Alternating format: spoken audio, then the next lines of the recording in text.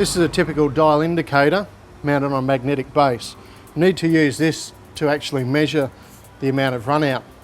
Because we're measuring such fine amounts, a dial indicator shows a small amount of movement so that we can get an accurate reading. We use a solid part of the suspension to mount the magnetic base to. Set it up so that we can actually measure how much run out is actually in the hub face itself. This is pretty important because if there's run out here, it will affect the outer diameter of the disc, and if we have excessive here, it'll end up excessive outside at the edge of the disc, which will result in DTV being worn into the disc at a very short period of time. As you can see, we've set it up, we've zeroed the dial indicator. Now we can rotate the hub and see exactly how much run out the hub actually has. As we can see, there's very, very little movement in the dial indicator, so it's pretty much on zero run out. If we find that there is excessive run out in the hub, which is anything more than probably about 0.02 of a millimetre, we need to consider the option of actually replacing the hub. Because if we've got 0.02 of a millimetre here now, by the time we move it out to the outer diameter of the disc, which if it's a car that's fitted with a large disc rotor that's above 300 mil, that can be well over 0.05 of a mil of run out.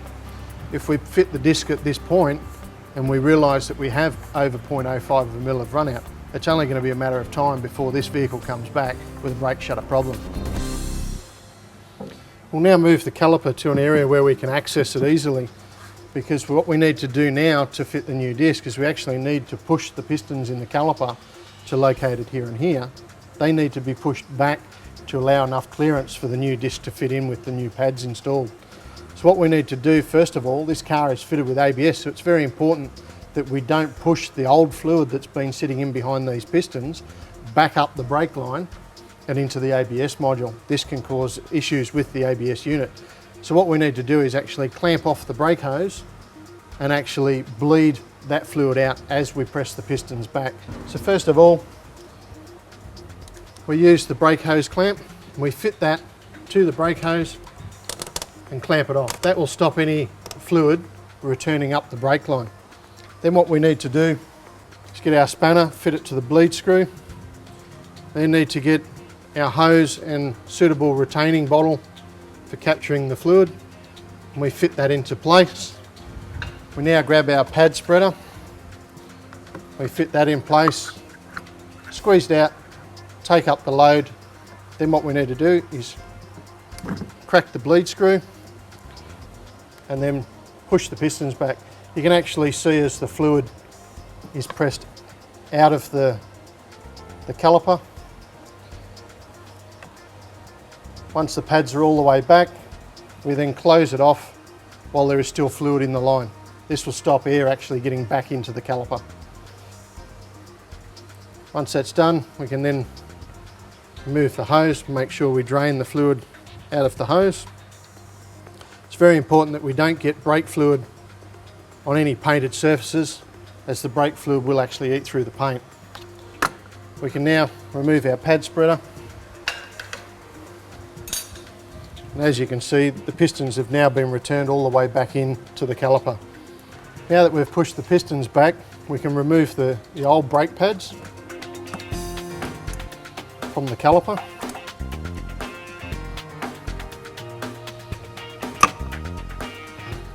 It's very important at this point that we check to make sure that all the tensioning springs, anti-rattle shims are in good condition, aren't bent or damaged in any way. And also we need to check that the caliper seals and dust boots are in good condition and still soft, with no cracks or breaks in them. It's important that we remove any of the dirt and dust and contaminants from where the pads actually sit on the shims. So if we don't remove this, then it stops the pads from sliding freely when we fit them up, and this can cause the pads to drag on the disc instead of being retracted correctly during normal operation. Once they're clean, it's now ready to accept the new pads.